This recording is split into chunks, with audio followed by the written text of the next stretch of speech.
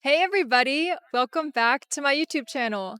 In today's video, we are going to take a trip to the hardware store to measure your level of English. You've probably seen these tools in your home, but do you know how to describe them in English? Let's find out. Can you tell me what this tool is called? This is a hammer. Hammer. It looks like a long stick, and at the end of the stick, there is a heavy head. And you hold the handle, and then you hit the heavy head with a nail. The head is the part of the tool that hits or pounds, and we use hammers to drive nails into wood, or you can also use hammers to break things. But be careful, you don't want to hit your nails or your fingers when you drive the nail into wood.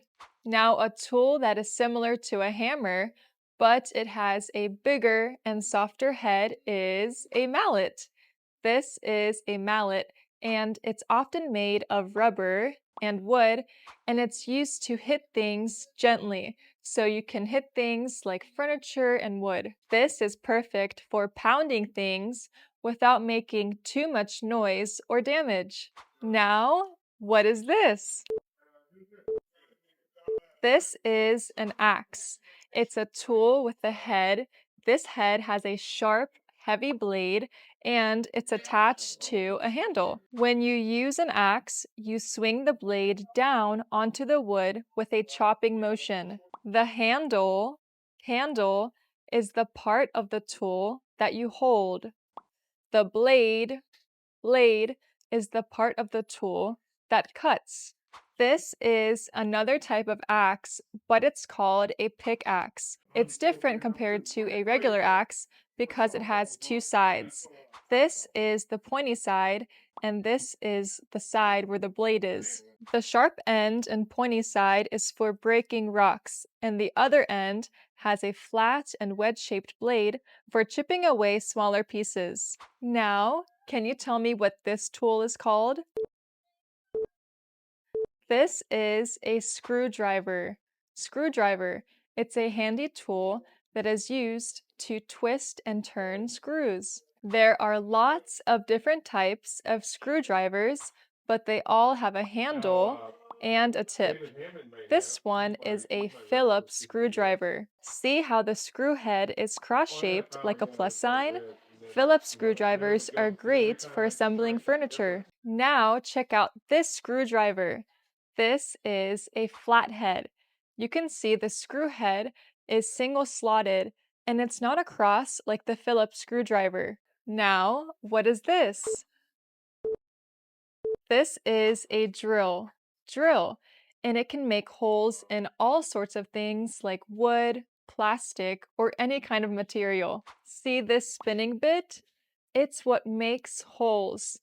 These are holes, and we make holes with a spinning bit to open up more spaces or to place screws inside the holes. This drill has a few parts that you might want to know about. This is the trigger, so you can start the drill or stop it. This is the battery. This is the handle, so I can grip it tight. And look, this switch is forward and reverse. So if I want to drill a hole, I can press it like that. But if I want to take out a screw from the wall, I can switch to reverse and reverse it. What is this tool called? This is a saw. Saw. You can't see it since we're inside the store and it has a cardboard covering over it, but a saw is used for cutting wood. Look at all of the different types of wood this saw can cut through. If you want to cut through plastic or metal, a hacksaw is great for that. This is a hacksaw. What is this tool called? This is a wrench. Wrench.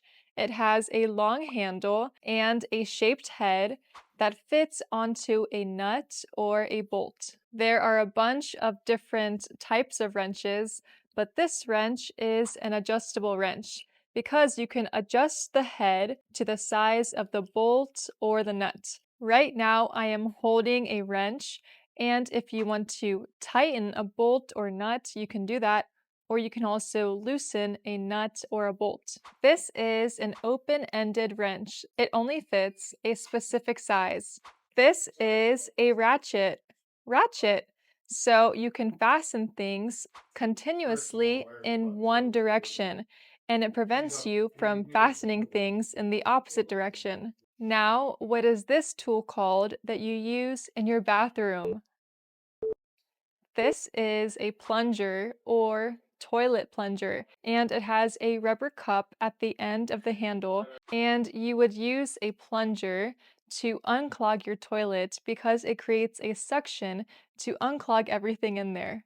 Now, I'm curious, how many of you have had to use a plunger? Let me know down below. Oh, it's hard to grab that strainer. What can I use to grab it? Oh, I can use a ladder. This is a ladder. It's like a set of steps. You can climb up it or climb down it, and you use ladders to grab things that are hard to reach.